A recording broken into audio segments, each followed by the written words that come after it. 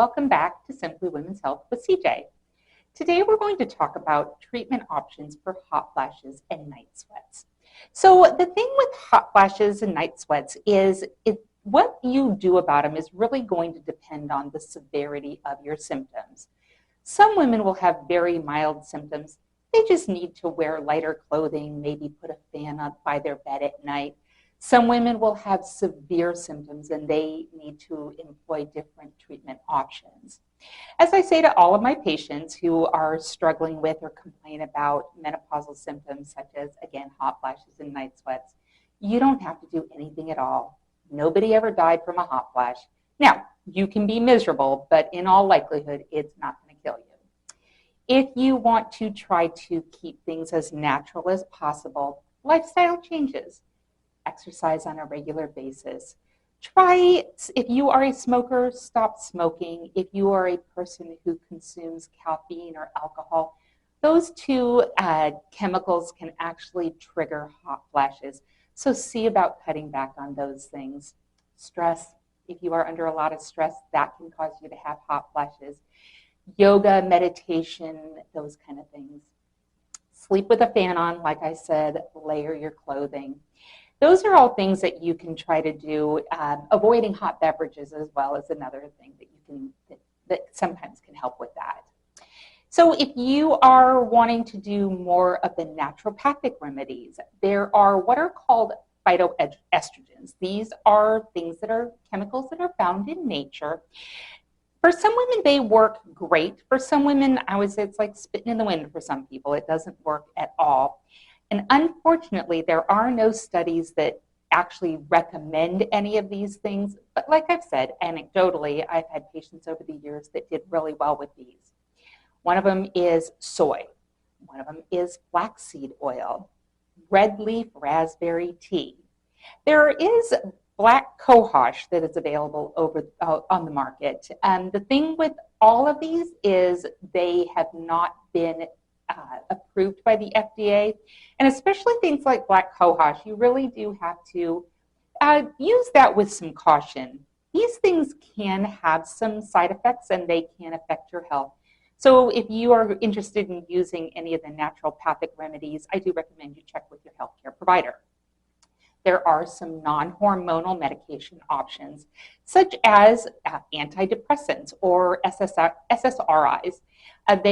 For whatever reason, these medications do help some women experience less hot flashes, less night sweats. There's also some medications that are what are called off-label use. In other words, they are used for other healthcare issues, but a side effect is they actually decrease the number of hot flashes. SSRIs and these off-label use of medications are by prescription from your provider, and they will talk to you about the risks versus benefits of using those products. The gold standard is going to be hormone replacement therapy.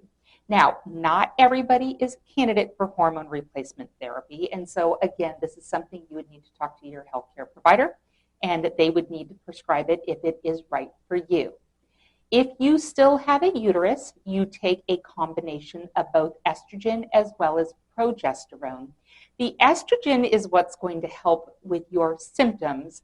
The purpose of the progesterone is to protect the lining of your uterus.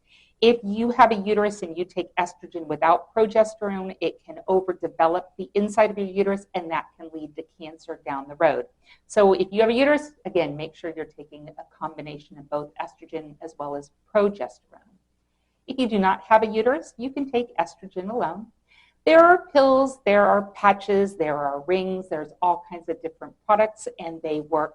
For some women, they work absolutely great. The rule of thumb is lowest dose for shortest duration, and you do want to get on them sooner rather than later in life to avoid any undesirable side effects. I always make sure that my patients have a mammogram that is up to date prior to prescribing any kind of hormone therapy. Talk to your provider about that. Finally, there are what are called bioidentical hormones. These are hormones that are created usually in by a compounding pharmacist. They are made to address your individual needs, and some patients absolutely swear by them, and there's a number of different delivery methods, whether it's pellets or pills or creams. These products are not approved by the FDA, and so I do recommend that you do your research if you decide that that's what you want to do. Hi, if you're still here, thanks so much for sticking around through the entire video. If you feel as though this information has been helpful to you, or you think you know somebody that might benefit from the information provided in these videos, please feel free to like it, share it, and if you haven't already subscribed, I would love it if you did that. Any and all support that you can provide is so greatly appreciated. As always, these videos were not created as a replacement for a visit with your healthcare provider, rather as a place for you to come for basic, reliable information that is non-biased and hopefully allow you to figure out what questions to ask your healthcare provider at your next visit to best meet your healthcare needs. Again, I appreciate all of your support. If you want to contact me, my information is at the top of this screen, and I will put it in the comment section of this video. That's all I have for today. This is CeeJay. I'm at your service.